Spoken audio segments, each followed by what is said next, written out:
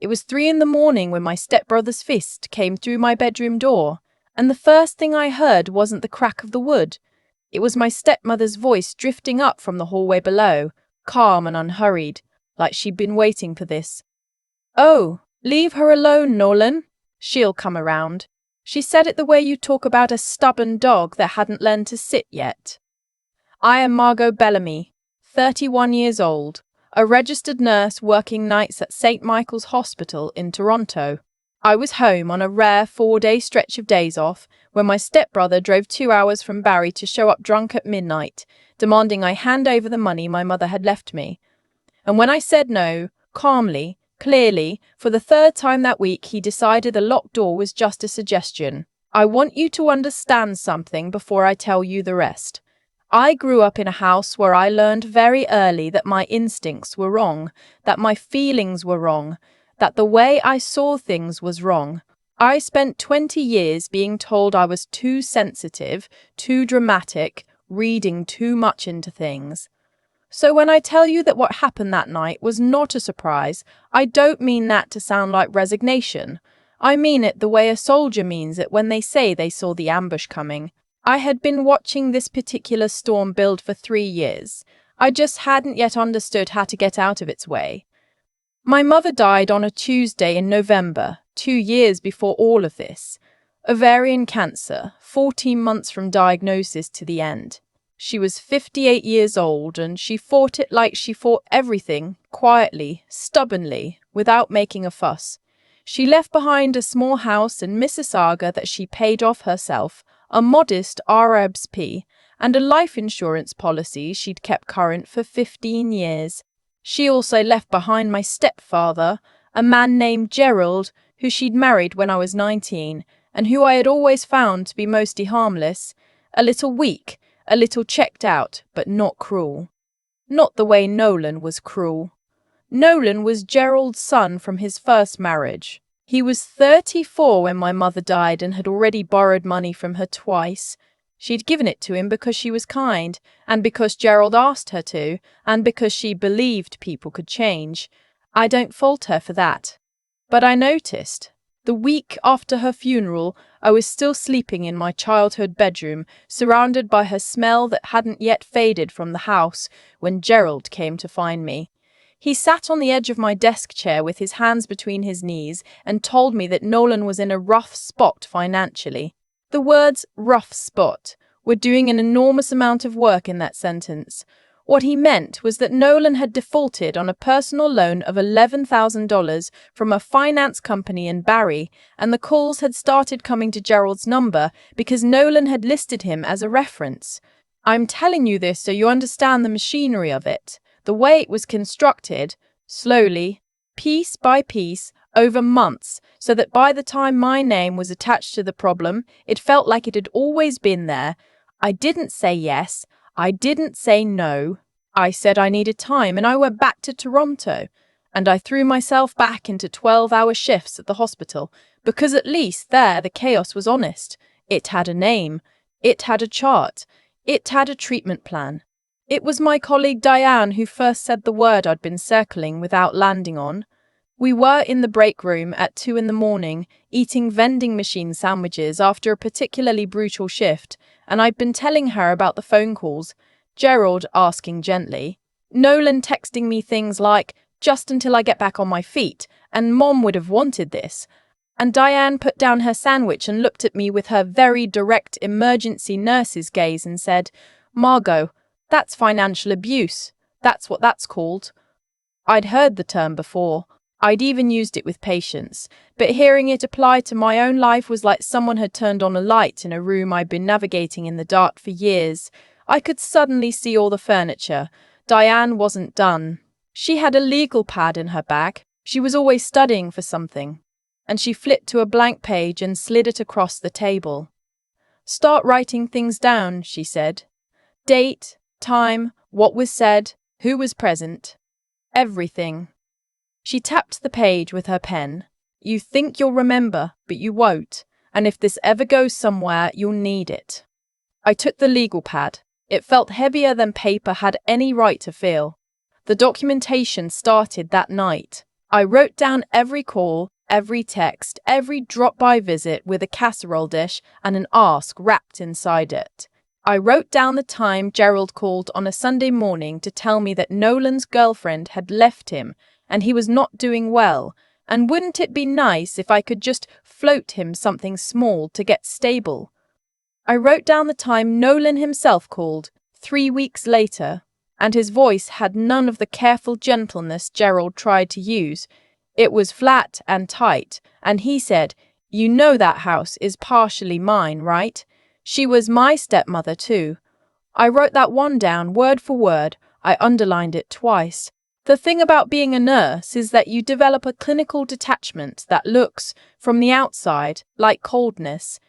I've had patients' families accuse me of not caring because I could deliver terrible news without falling apart. What they didn't understand was that falling apart wasn't an option. Not in that building, not on that shift, and that the composure they were reading as indifference was actually the thing keeping their loved one alive. I had learned to put my feelings somewhere else temporarily and retrieve them later.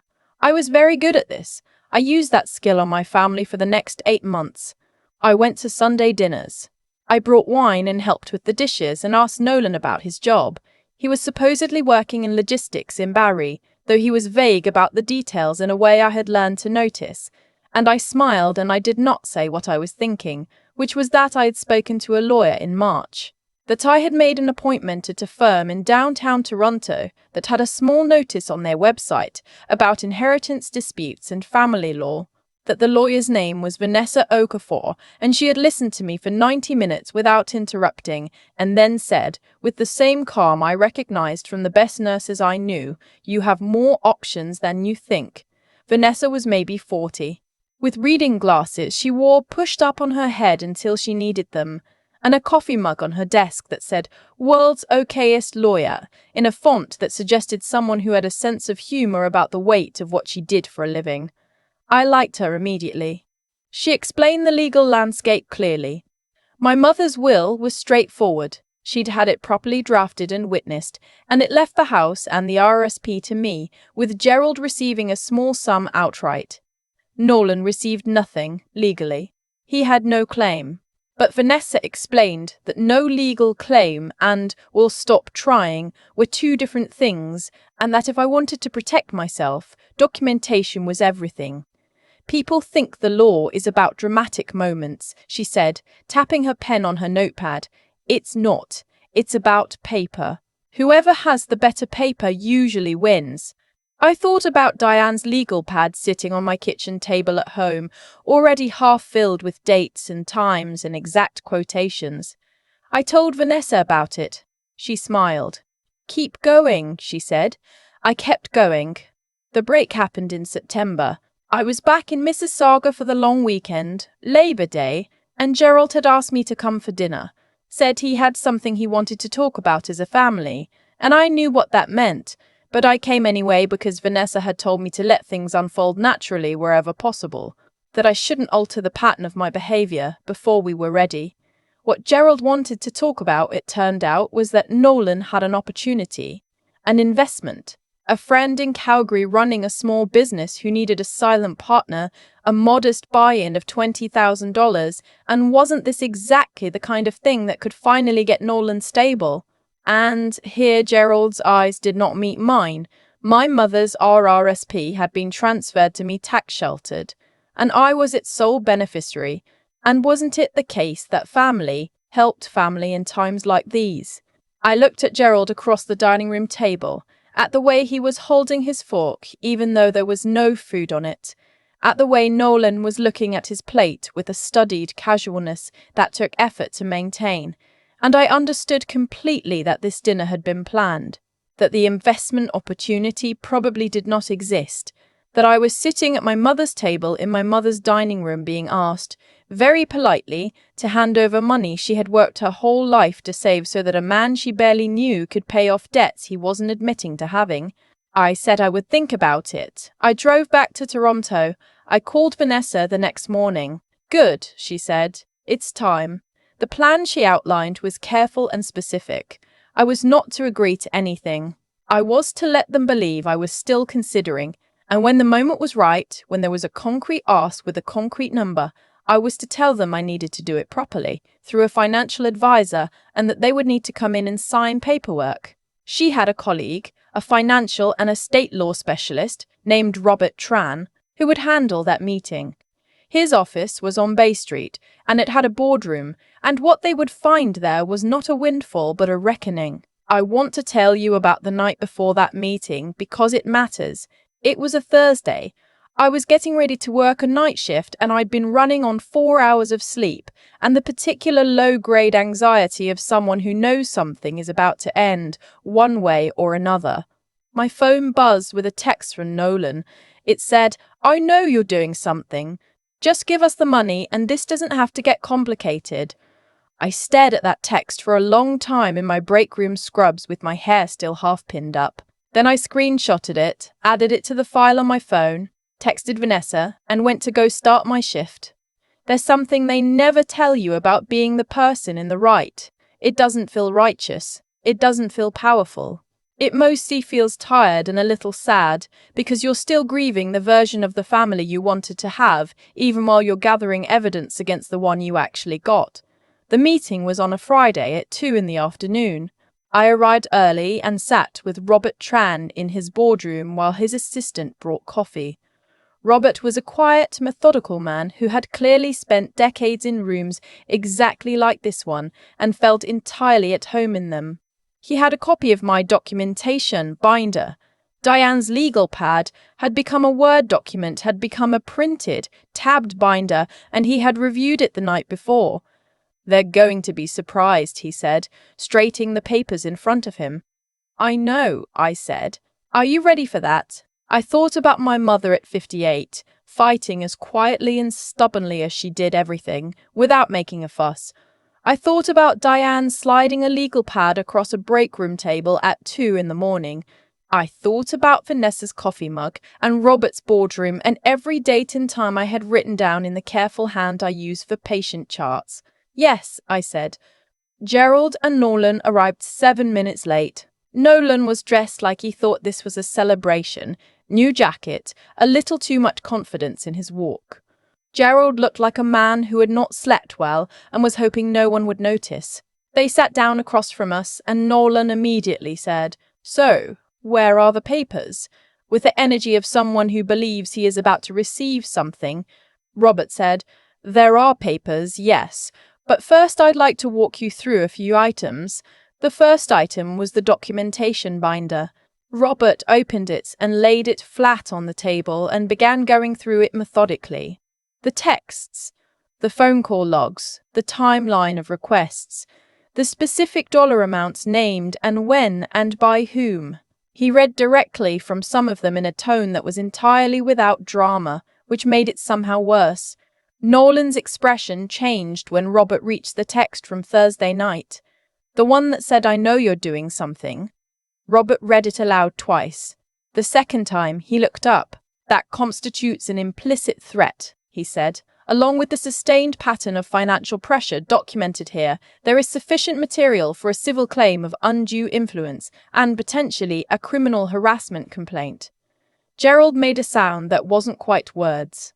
Nolan said, "That's not, she's twisting it, I also have a witness statement," Robert said, and he turned to the door. "My neighbor from the Mississauga house, a retired schoolteacher named Florence, who had been my mother's closest friend on the street, had agreed to provide a written statement.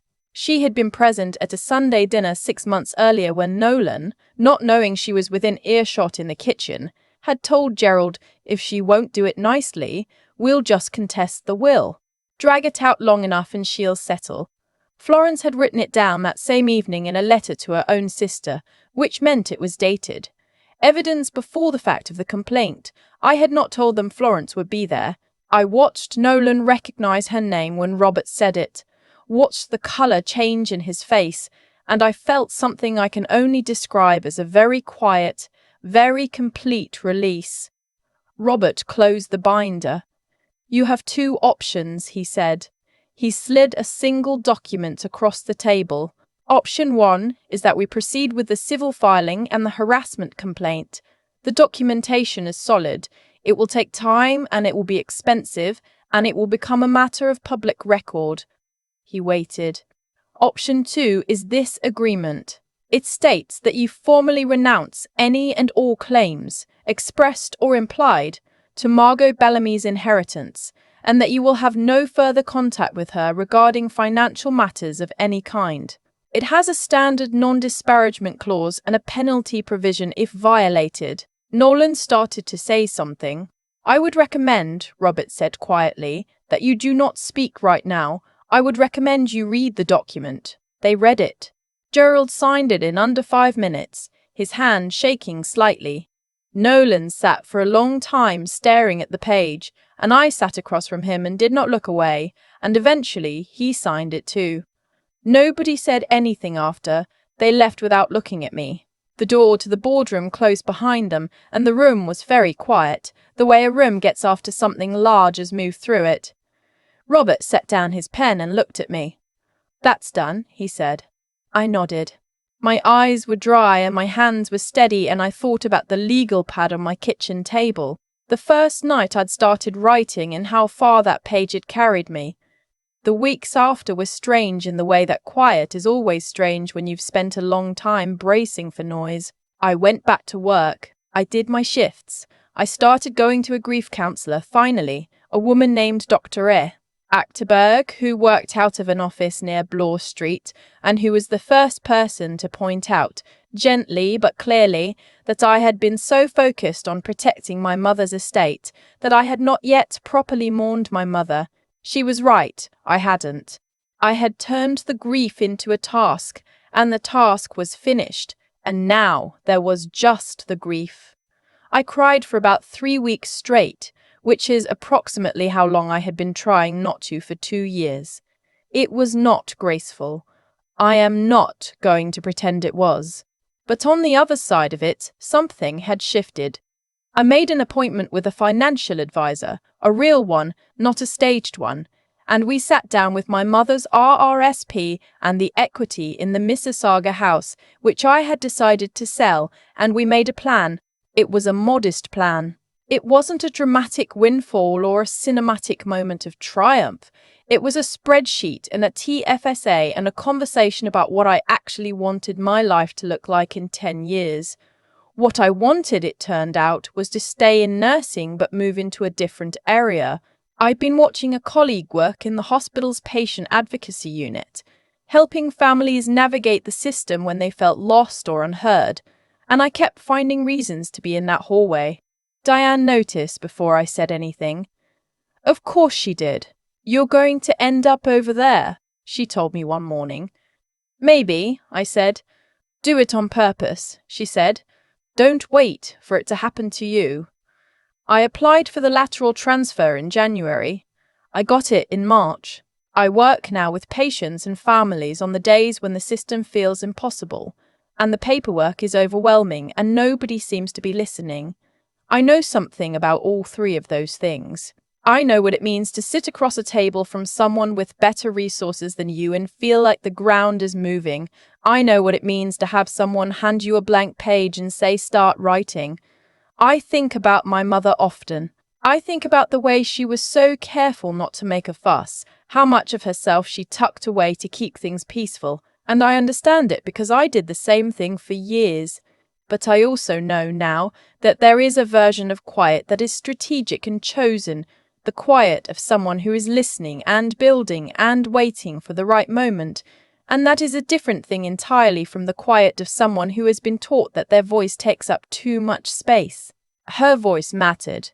Mine does too. I still have the legal pad. It's in the drawer of my bedside table, which I realize sounds strange, but every so often I take it out and look at those first few entries, the dates, the times, the careful quotations, and I remember what it felt like to start, to decide that what was being done to me was real and worth recording, to trust the evidence of my own experience enough to write it down.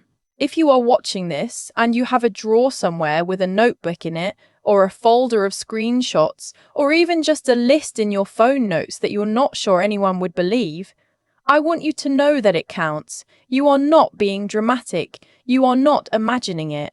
The things being done to you are real, and they are worth writing down, and you are worth fighting for. Start there. Start with the page. There's a version of this story where I look back and feel nothing but relief. Clean, simple, done. But that's not actually how it went. When I think about the night Nolan sent that text, I know you're doing something. What I feel first isn't triumph, it's exhaustion. The particular exhaustion of someone who spent years carrying something heavy and finally set it down, and whose arms still ache from the weight of it. I've thought a lot about why things unfolded the way they did, not in a mystical sense.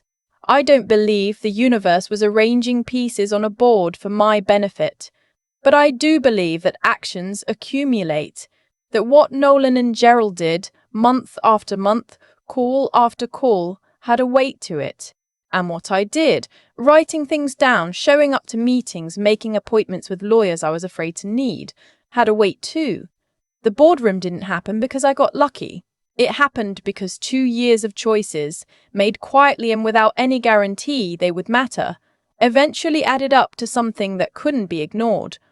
What I kept coming back to in the months after was Diane handing me that legal pad. Such a small thing. A piece of paper. She didn't give me a solution. She gave me a practice, a way of taking something that felt shapeless and overwhelming and making it concrete and real. I think about the integrity in that gesture. She didn't have to say anything. She could have changed the subject, offered sympathy and moved on. But she named what was happening clearly and told me what to do about it. And that honesty was a kind of moral act. It required her to say a hard thing to someone who hadn't quite admitted yet that she needed to hear it. I needed to hear it. The clarity I found, the ability to see the situation for what it was, rather than what I'd been told it was, didn't come to me all at once. It came in pieces, through Vanessa's measured explanations and Robert's quiet competence and Florence's dated letter and every entry in that binder. Intelligence, I've learned, isn't just about knowing things. It's about asking the right questions. It's about following the paper instead of the feeling. It's about understanding that the story someone tells you about yourself is not the same thing as the truth about yourself. And the staying power required to keep going to Sunday dinners and smiling and writing dates in notebooks and not tipping my hand, that was something I had to build deliberately. I didn't feel brave through any of it. I felt scared most of the time, and sad, and sometimes I sat in my car in the hospital parking lot and cried before a shift. But I went in, I kept going in. That's the only thing perseverance actually is, I think, not the absence of fear, just the decision to keep moving through it anyway. My mother was quiet in a way that cost her. I am quieter now in a way that has given me something back. The legal pad is still in my bedside drawer. Some nights, I take it out and look at those first few lines, and I think that was the night I decided my experience was worth recording. That was the night I chose to trust myself. That choice, made once, is the one I keep making.